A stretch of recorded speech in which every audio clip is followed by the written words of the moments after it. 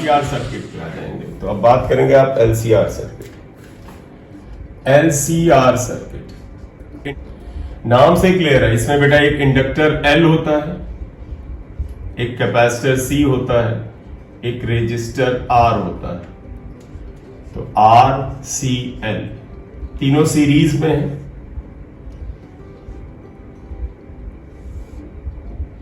ये आ जाइए, current I हो गया, वोल्टेज वी है, तीनों में सेम करंट जाएगी क्योंकि सीरीज में है। ये वोल्टेज वी एल आ गया, ये वी सी हो गया, और बेटा ये वी आर हो गया, वी आर। फेजर बनाना पड़ेगा। फेजर डायग्राम क्या करता है, देखो आई और वी आर सेम फेज में होते हैं। तो आप देखो बेटा ये आई हो गया करंट, क्योंकि आई एक ही होता है तो इसको मैं थोड़ा सा बड़ा दिखा के हटा देता हूं, क्योंकि हम लोग रिजल्टेंट में देखो तो वी को निकाल रहे हैं, आई का रोल आ नहीं रहा क्योंकि देयर इज ओनली वन आई। जब पैरेलल कॉम्बिनेशन होता है इनका तो फिर आई को लेना पड़ता है, यहां पर वोल्टेज यहां डालना पड़ता है। तो देखिएगा आई और वी आर सेम फेज में है, और ये आ गया, अगर आप देखें तो वी एल आ गया। देखो ये वी एल हो गया, ये वी एल। क्यों? क्योंकि आई से वी एल 90 लीड करता है, तो ये 90 लीड कर गया। लेकिन वीसी भी है बेटी, वीसी जो है वो 90 लैग करता है, तो अपनी सुविधा के लिए वीसी को थोड़ा सा छोटा बना लेते हैं, छोटा बना लिया। अब आप देखना करंट एक ही था लेकिन वोल्टेज 3 है बेटा, वीसी वी आर और वी एल। इनका हमें रिजल्टेंट निकालना, तो वास्तव में वेक्टर है, देखो एक ये वेक्टर, एक ये वेक्टर, एक ये वेक्टर, इनका रिजल्टेंट चाहिए। कैसे करोगे? देखो वीसी और वीएल एक ही लाइन में है, ये बड़ा है ये छोटा है, इन दोनों का रिजल्टेंट मान लो ये आ गया, that is VL minus VC, ये आ गया। तो आप देखो बेटा इसका रिजल्टेंट ये आ गया।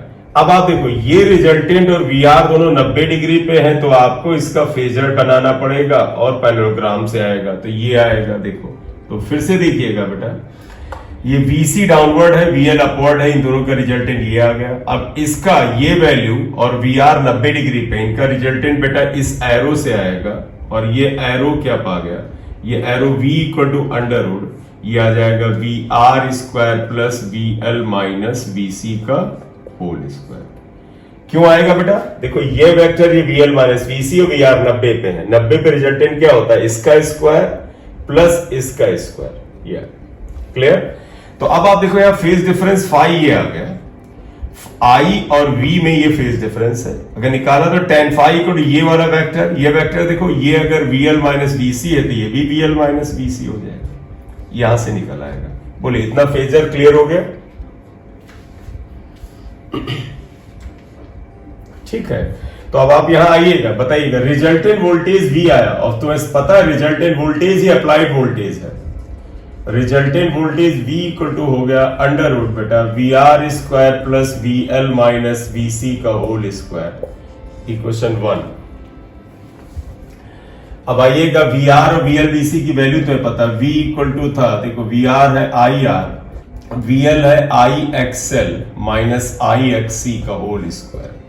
इसमें देखना बेटा I स्क्वायर यहां से निकालेंगे, यहां से कॉमन लेके बाहर लाते हैं, तो V upon I equal to under root R square plus XL minus XC का होल स्क्वायर आएगा, ये वैल्यू है। तो इक्वेशन 1 से बेटा वोल्टेज आ गया, और इक्वेशन 2 से देखो इंपीडेंस आ जाएगा, क्योंकि V अपॉन आई इतने के बराबर ही इंपीडेंस है। तो where under root R square plus XL minus XC का whole square is called impedance. ये इंपीडेंस जेड है, ये जेड के बराबर है। इक्वेशन 3 आ गया, tan फाई होगा, ये tan फाई। तो आप जरा सा फिगर में देखें तो tan फाई कितने के बराबर आ जाएगा? ऊपर सर्किट डायग्राम देखो बेटा, tan फाई होता है परपेंडिकुलर अपॉन बेस। तो आप देखो इन ट्रायंगल या इन फिगर अगर आप देखो तो tan फाई इक्वल टू आ जाएगा परपेंडिकुलर यानी VL minus VC upon VR आएगा, ये इक्वेशन नंबर 4 आ जाएगा।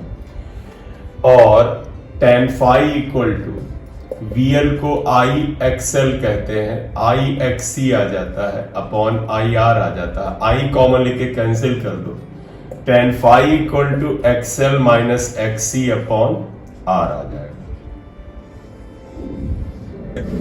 अब यहां पे भी 3 पॉसिबिलिटी है, देखिएगा बेटा। केस 1, जेड मैंने यहां लिखा था, जेड की वैल्यू तुम्हारे लिए इक्वेशन नंबर जेड का क्या दिया था बताओ बेटा, अभी उसको हम यहां साइड में लिख रहे हैं, R square plus XL minus XC का होल स्क्वायर। केस 1 में आइएगा, फिर देखो बेटा, if XL is greater than XC, इसका मतलब हुआ VL is greater than VC. अब आप फिर देखिएगा, अगर एक्सएल एक्ससी से बड़ा है तो तुम्हें पता वीएल बीसी से बड़ा होगा, इसका मतलब ये वैल्यू ऊपर की तरफ आएगी, 5 पॉजिटिव होगा। 5 पॉजिटिव का मतलब वीएल यानी एल लीड कर रहा है, इसे इंडक्टिव सर्किट कहेंगे। ये दूसरी तरीके से भी पा सकते हो, तो एक्सएल एक्ससी से बड़ा है तो देखो ये एक्सएल इज ग्रेटर देन एक्ससी, तो ये वैल्यू पॉजिटिव आएगी, इसका मतलब tan 5 में 5 पॉजिटिव आएगा। और जब बेटा ये 5 पॉजिटिव होता है तो इंडक्टर सर्किट होता है, 5 नेगेटिव होता है तो कैपेसिटर सर्किट होता है। ध्यान आया? तो आप ऐसे देखना, तब लिखोगे देन, यहां इक्वेशन से लिख रहे हैं, देखो 5 इज पॉजिटिव। जब भी बेटा एक्सएल एक्ससी से बड़ा हो तो इसका मतलब 5 इज पॉजिटिव, और 5 पॉजिटिव का मतलब है इट इज कॉल्ड, यानी सर्किट इज सर्किट। ये सब चीजें काम आएंगी बेटा, inductive circuit, circuit inductive circuit होगा, यानी इंडक्टर का बोलबाला होगा, डोमिनेंस होगा। और ऐसा और कोई खास ऐसी बात नहीं लिख रहे हैं। केस 2 लिख ले रहे हैं, if XL is less then एक्ससी। देखो बेटा, अगर ये एक्सएल लेस देन एक्ससी होगा तो VL is less than VC, ये छोटा होगा ये बड़ा होगा, तो बेटा पता है ये जो रिजल्टेंट वोल्टेज नीचे आएगा, देन फाई इज नेगेटिव। क्यों नेगेटिव? जो मैंने अभी लॉजिक बताया उससे भी है, और यहां से भी देख लो बेटा, अगर एक्सएल छोटा है तो ये माइनस आएगा और फाई नेगेटिव। फाई नेगेटिव बेटा याद करो कैपेसिटिव सर्किट में होता था, then circuit is capacitive circuit. बोले बेटा, देखो tan फाई जो है वो XL minus XC upon R था, और वोल्टेज का भी फार्मूला बेटा याद करो क्या था, V R square plus V L minus V C का होल स्क्वायर था। इनकी हमें जरूरत पड़ेगी। तो हम केस 3 पे आते हैं, ये इंपॉर्टेंट केस है, केस 3। ये चीज जानकारी तुम्हारे पास लिखी, तुम्हें नहीं लिखना है क्योंकि मेरे साथ नहीं है इसलिए लिख रहे हैं।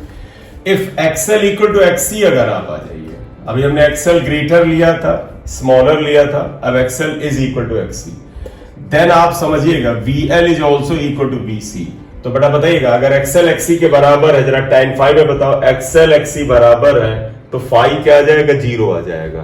तो आप लिखोगे then tan 5 is equal to XL minus XC upon R, ये कैंसिल होगा, 0 आएगा, फाई 0 आएगा। अच्छा एक चीज बताओ मुझे, अगर फाई 0 आएगा तो तुम बताओ बेटा फाई क्या है, फेज डिफरेंस बिटवीन वी और आई, वोल्टेज और करंट में फेज डिफरेंस है। अब वो तो 0 हो गया, तो याद करो किस सर्किट में phase difference between voltage and current 0 होता था, यानी दोनों सेम फेज में होते हैं, रेजिस्टेंस में। बिल्कुल बिल्कुल सही है। तो आप गौर से देखो, एक्सएल ग्रेटर देन एक्ससी में इंडक्टिव सर्किट था, एक्सएल लेस देन एक्ससी में कैपेसिटिव सर्किट था, ये एलसीआर सर्किट की बात हो रही है, और एक्सएल इक्वल टू एक्ससी में फाई 0 है। इस समय ये सर्किट शुद्ध रेजिस्टिव सर्किट की तरह काम करेगा, एल और सी का रोल वहां पर नलीफाई होगा। तो फाई इक्वल टू 0 का मतलब हुआ now circuit behaves as pure resistance circuit, that is circuit behaves as pure resistive circuit. एक चीज और देखिएगा बेटा, देखो क्योंकि एक्सएल एक्ससी के बराबर तो वीएल बीसी के बराबर है, जरा वोल्टेज देखो, ये इसीलिए मैंने लिखा वोल्टेज क्या आएगा, देन बताइएगा रिजल्टेंट वोल्टेज क्या आएगा। हालांकि आप जानते हैं, सभी लोग को पता है, रेजिस्टिव सर्किट में वोल्टेज सिर्फ वीआर होता है, यानी voltage V equal to voltage cross R. तो देखो देन रिजल्टेंट वोल्टेज क्या आएगा, मैं वैल्यू लिख रहा हूं, देखिएगा क्या आएगा, V equal to under root V R square plus V L minus V C का होल स्क्वायर था, ये कैंसिल हो गया। और देखो बेटा, ये जब ये कैंसिल हो गया तो V equal to V R आ गया, और तुम्हें पता है applied voltage is only voltage across the resistance, इसका मतलब ये रेजिस्टिव। और उससे ऊपर फाइनल बेटा, इन दोनों बातों से ऊपर की बात है। तो देखो इस इक्वेशन को चाहे आप x1 लिख लें, इस इक्वेशन को x2 लिख लें, सबसे बड़ी बात, अगर एक्सएल एक्ससी के बराबर है तो जरा जेड में आ जाओ, ये दोनों कैंसिल होंगे, जेड की वैल्यू सिर्फ आर के बराबर आएगी, और ये जेड की मिनिमम वैल्यू है। तो पता है जब रेजिस्टेंस या पोजीशन मिनिमम होता है तो करंट मैक्सिमम होता है, और ये रेजोनेंस है। तो यानी कि एलसीआर सर्किट में भी condition of resonance XL equal to XC होगा। और रेजोनेंस के केस में LC सर्किट में R0 आया था, Z0 आया था, यहाँ ZR के बराबर आएगा। और अब ये चीजें आगे फिर जाएंगी, आप यहाँ X2 तक लिख लो फिर बताएं। XL इक्वल टू XC में फाई 0 आ गया, V इक्वल टू VR आ गया, एंड Z इक्वल टू क्या आ जाएगा? Z इक्वल टू देखो बेटा क्या आ जाएगा, देखो Z इक्वल टू होता है R स्क्वायर प्लस दिस, ये दोनों बराबर है, कैंसिल होंगे, तो Z इक्वल टू R आएगा। Impedance which is effective resistance, वो अगर R आएगा तो ये मिनिमम है, इससे कम नहीं हो सकता है। तो therefore current in circuit is maximum, उस समय मैक्सिमम होगा। मैक्सिमम का मतलब जानते हो, that is I will be equal to I not होगा। इट इज कॉल्ड रेजोनेंस या इलेक्ट्रिकल रेजोनेंस। तो फिर चीजें रिपीट होंगी बेटा, क्या? हेंस कंडीशन ऑफ रेजोनेंस क्या हो गया? हेंस फॉर रेजोनेंस, रेजोनेंस की क्या कंडीशन आई? XL इक्वल टू XC होना चाहिए, फाई इक्वल टू 0 होना चाहिए, और V इक्वल टू VR के बराबर होना चाहिए, और Z की वैल्यू R के बराबर यानी मिनिमम होनी चाहिए। ये आ गया। तो लेकिन ओवरऑल कंडीशन ऑफ रेजोनेंस क्या हुआ? XL इक्वल टू XC आ गया। तो अब हुआ कि रेजोनेंस फ्रीक्वेंसी क्या आ जाएगी? मिटा दो बेटा। तो रेजोनेंस में क्या आया? XL XC के बराबर आएगा, तब फाई 0 आता है, वोल्टेज VR के बराबर है, Z मिनिमम आता है, और आगे जाए I मैक्स होता है, I मैक्स होता है I नॉट के बराबर होता है। एंड देखिएगा बेटा, XL इक्वल टू अगर XC आ गया तो इसका मतलब omega L equal to 1 upon omega C आएगा, omega square equal to 1 upon LC या ओमेगा को 2 pi F not equal to 1 upon under root LC आएगा, और F not equal to 1 upon 2 pi under root LC आएगा। इसे resonance frequency कहते हैं। तो रिजल्ट सेम है जो पहले बता चुके हैं, कुछ नया नहीं है। तो what is the resonance frequency? 1 upon 2 pi under root LC। अगर ओमेगा में पूछे तो 2 पाई हटा देना, ओमेगा में पूछे तो 2 पाई हटा देना, 1 अपॉन अंडर रूट LC ही होता है। और ये कंडीशन है रेजोनेंस का। बोलिए, क्लियर?